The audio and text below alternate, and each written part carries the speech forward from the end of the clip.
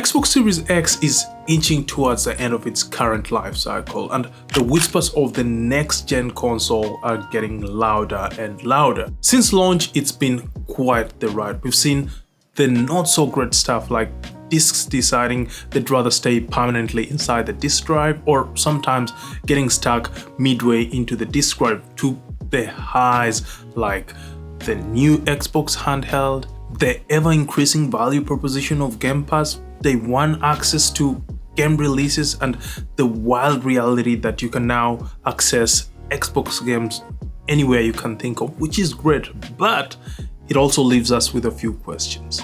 Is the Xbox Series X the wrong console to buy in 2025? Or, and this one might hurt, do you even need an Xbox console anymore? Stick around because I'm unpacking every flaw, every win, and the sneaky moves Microsoft has been making, and by the end, you'll have a crystal clear answer.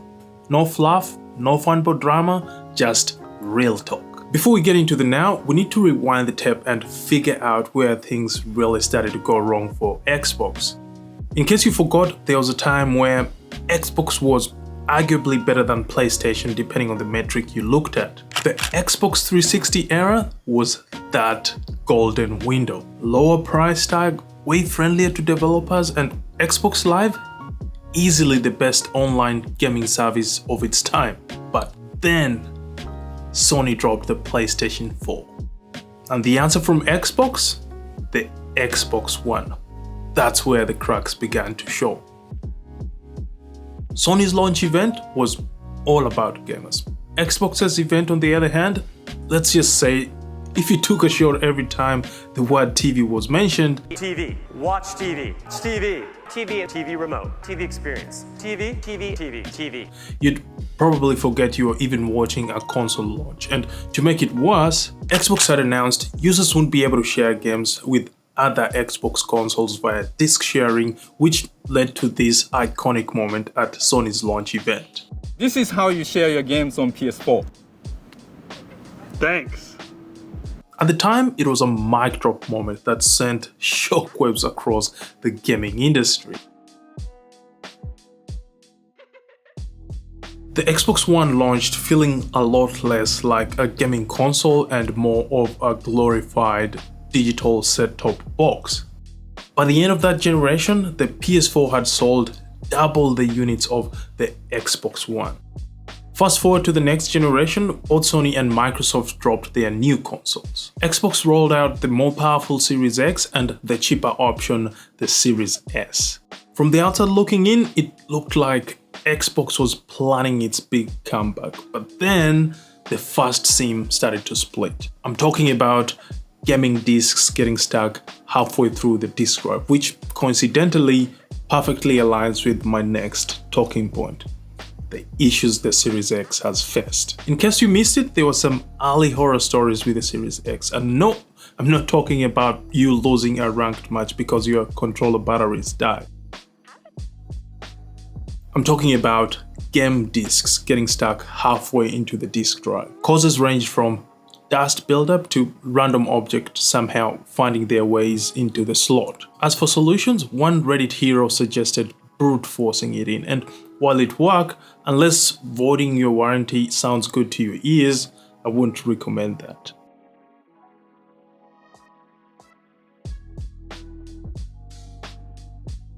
Then there was the other headache: discs refusing to play at all. Once again, dust was the usual suspect, and in most cases, a basic clean fixed it.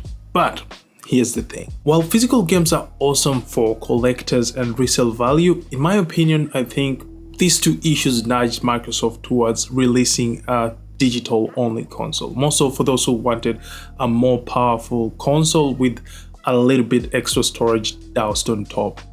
Speaking of power and storage, on paper, the Series X came out swinging. Like mentioned earlier, it was technically more powerful at launch and also flexed a bigger storage capacity compared to the PS5. We're talking an 8-core Zen 2 processor pushing up to 3.8 GHz, a GPU with 12 teraflops of RDNA2 muscle, and a full terabyte of SSD storage. If you'd like to see the comparison I did with the PS5, I'll leave a link of the video in the description box. Now, to the PC gamers keeping score, the Series X sits closest to an RTX 3060 Ti on Nvidia's side or the RX 6700 XT on AMD's side. If you would ask me, pretty respectable company. But raw specs don't tell the whole story. Performance-wise, it hasn't really produced anything mind-blowing. Matter of fact, if you put it side by side with the PS5, you'd hardly notice any difference. Even with the mid-cycle refresh, the one that everyone thought would blow the PS5 Pro out of the water just ended up being a storage bump, a move from 1 terabyte to 2 terabytes. Not exactly the plot twist gamers were hoping for. Speaking of plot twists, about 3 years into the Series X life cycle, Xbox pulled a move no one saw coming. They started sending some of their exclusives over to the PS5. Hi-Fi Rush, Sea of Thieves, Pentiment, Grounded, all sailing across the console war battlefield straight into Sony's camp. And just when we thought that was wild enough, Forza Horizon 5 and Gears of War also made the jump. Granted, Gears of War moved as a remaster, but still, that's like seeing your best player wearing the rival team's jersey. Anyway, if you thought that was it as far as plot twists went, the biggest of them all, Sony turned around and sent Helldivers to the Xbox.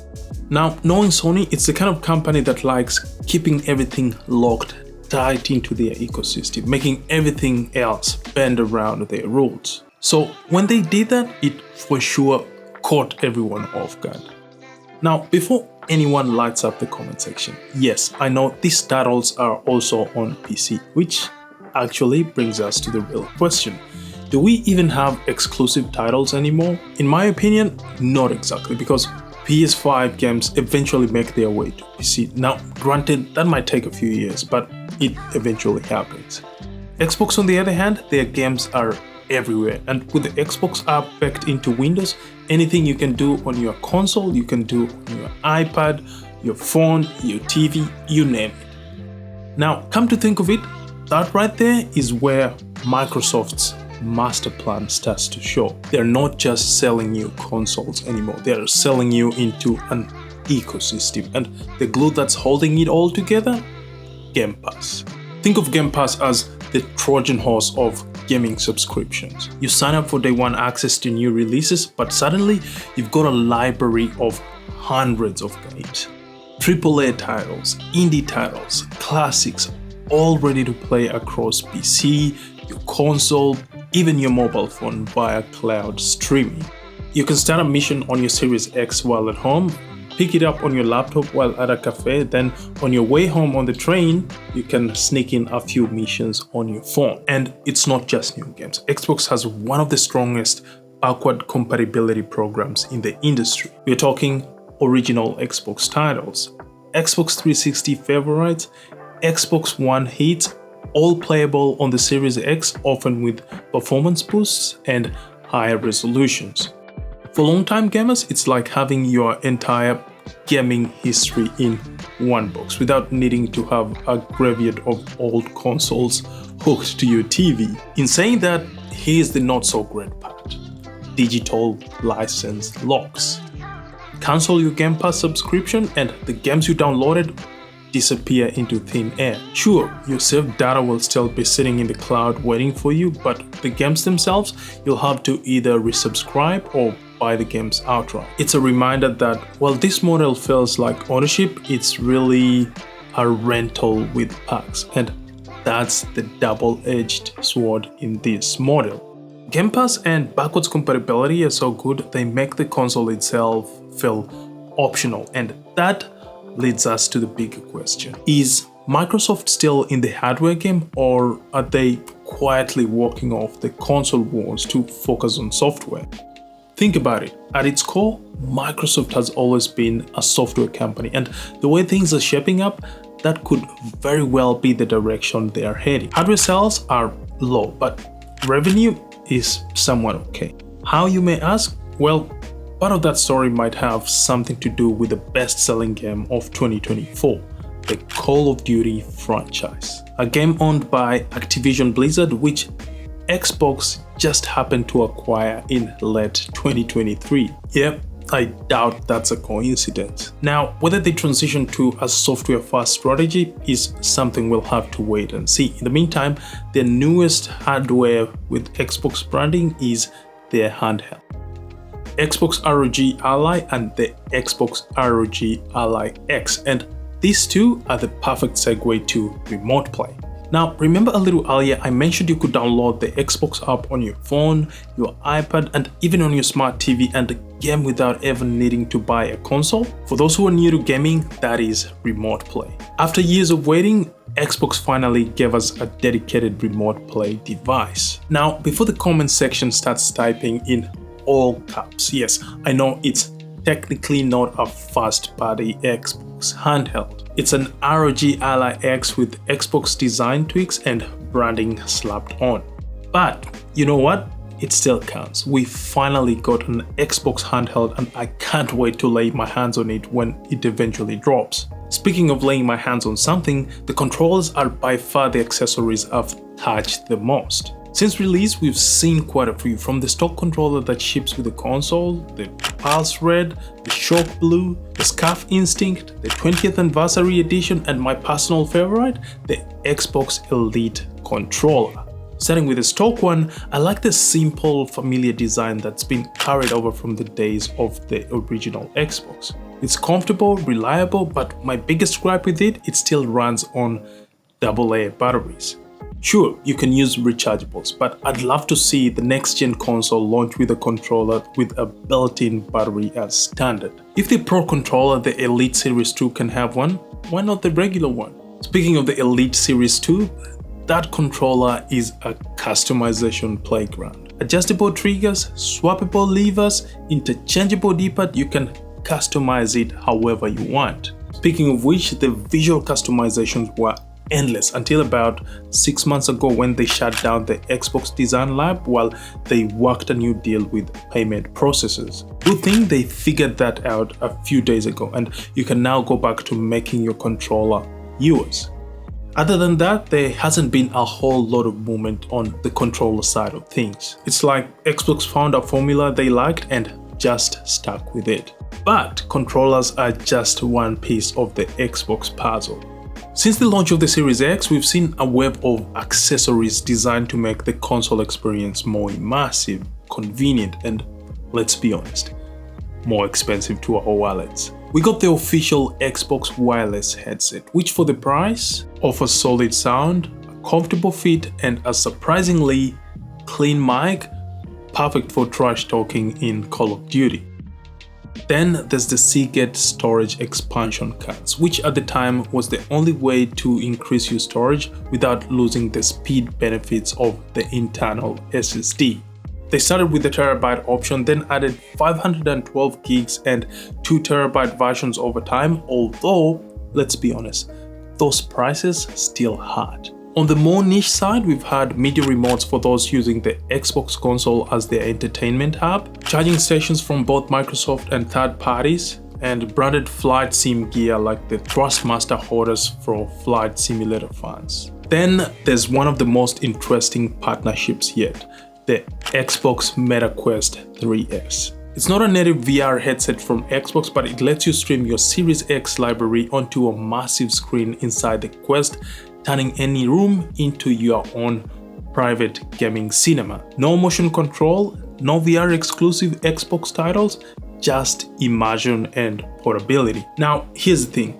Microsoft could have built their own VR headset from the ground up, but instead they partnered with Meta, a company that's already a heavyweight in VR hardware. And that decision plays right into the bigger pattern. Just like with the Xbox ROG Ally X, they are letting hardware specialists deal with the tech while Xbox provides the software backbone. When you zoom out, it also supports the theory that Microsoft's endgame is to put their games in as many platforms as possible. PC, TVs, phones, VR headsets without having to make the hardware themselves. Now, at this point, the pattern is hard to ignore. Microsoft isn't trying to win the console war in the traditional way anymore. They are building an ecosystem that follows you everywhere. Your PC, your TV, your VR headset, your phone, you name it. That said, is the Xbox Series X the wrong console to buy in 2025? The short answer, not necessarily. If you love physical media, want the native power of hardware and the plug-and-play simplicity of a console, the Xbox Series X is one of the best machines you can own. You'll get top-tier performance, one of the best backwards compatible gaming libraries, and full access to the Xbox ecosystem. If you're someone who doesn't care about discs, loves playing digitally, and values flexibility over hardware, then you don't need an Xbox Series X to enjoy Xbox games. Which brings us to the next question. Do you really need an Xbox console? That's where things get interesting, because thanks to Gamepass, partnerships like the Meta Quest 3S, and devices like the ROG Ally X, your phone, your TV, you can experience everything the Series X console offers without ever owning the box. For a growing number of gamers, the hardware is slowly becoming optional. The ecosystem is the real product. So maybe the better question isn't whether the Series X is the wrong console to buy. It's whether the word console even matters to the future of Xbox. If that's the game they're playing, in my opinion, the console war died with this generation. Alright, that's my take, but now I want to hear from you guys. Do you think the Xbox Series X is worth buying in 2025, or has Microsoft made it so that it's not even worth having a look at?